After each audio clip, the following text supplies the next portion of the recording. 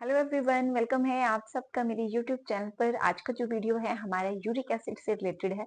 Uric acid क्या है, uric acid के सिम्टम्स क्या है, इसके लिए हम कैसी डाइट लें, किन चीज़ों को अपनी डाइट में ऐड करें, किस न्यूट्रिशन को, किस तरह की न्यूट्रिशन को ऐड करें जिससे हम यूरिक एसिड से अपनी बॉडी को बचा सकते हैं। यानी आने वाले टाइम में हमें हड्डियों से रिलेटेड अर्थराइटिस है ना, गठिया, इस तरह की प्रॉब्लम ना हो।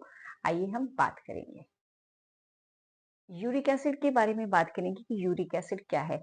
यूरिक एसिड एक तरह से हमारे शरीर में एक वेस्ट प्रोडक्ट होता है जो प्यूरिन नामक तत्व के टूटने से हमारी बॉडी में बनता है।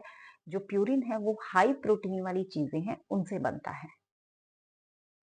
जब हमारा शरीर प्यूरिन को तोड़ता है तो वो जो यूरिक एसिड बनता है, यूरिक एसिड हमारे किडनी से खून में मिक्स होकर हमारी बॉडी में पेशाब के राही बाहर निकलता है।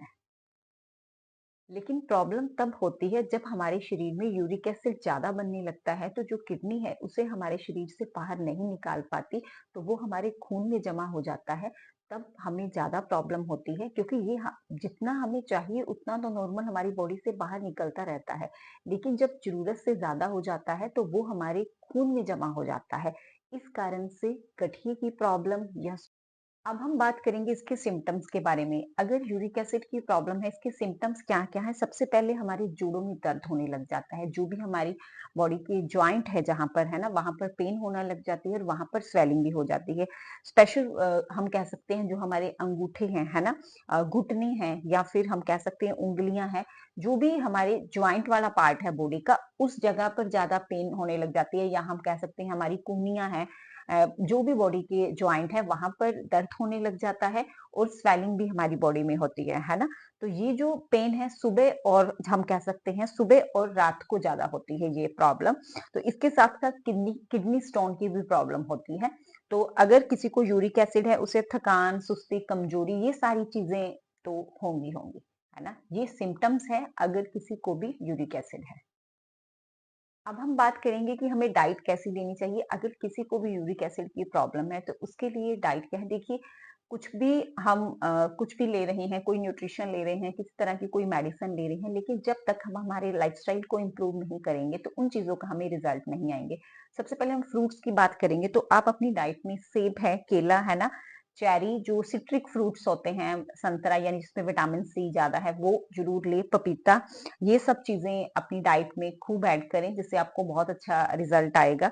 अगर सब्जियों की बात करें जैसे लौकी, टमाटर, पत्ता गोभी है ना, गाजर, ये सारी सारी चीजें आप ऐड करें।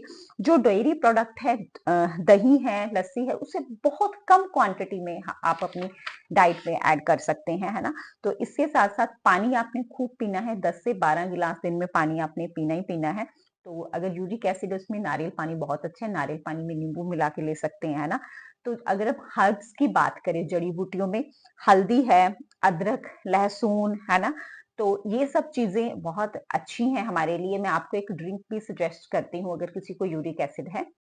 जो मैं आपको एक ड्रिंक बताने वाली हूँ वो बहुत अच्छा है। आप अपनी, अगर आपको यूरिक एसिड है, आप रूटीन इसमें ऐड कीजिए। इसमें आपने सबसे पहले धनिया, है ना, हल्दी, जीरा, मेथी के सीड और काली मिर्च, इन सब चीजों को मिक्स करके आप पानी को बॉईल कीजिए, है ना। तो आप उसमें फ्लेवर के लिए थोड़ा सा शहद भी डाल सकते हैं या फिर थोड़ा सा लेमन भी डाल सकते हैं। ये आप सुबह खाली पेट जरूर पीजिए। मैं दोबारा रिपीट करती हूँ, हल्दी, धनिया, जीरा, मेथी के सीड्स, है ना, और थोड़ी सी काली मिर्च ऐड कीजिए। तो ये जो ड्रिंक है, ये जो हर्ब है, हमारी किचन में, सबके किचन में अवेलेबल होती है, तो जो हमारे यूरिक एसिड के लिए बहुत ही आपको एक कमाल का रिजल्ट देगी। हमने किन चीजों से बचना है अगर आपको यूरिक एसिड की प्रॉब्लम है? आप सबसे पहले आपने मसालेदार चीजों से बचना है। मसालेदार खाना आपने नहीं खाना, बिल्कुल सिंपल खाना है। नॉन वेजिटेरियन फूड नहीं लेना है, फास्ट फूड नहीं लेना है, पैकेट फूड नहीं लेना है ना।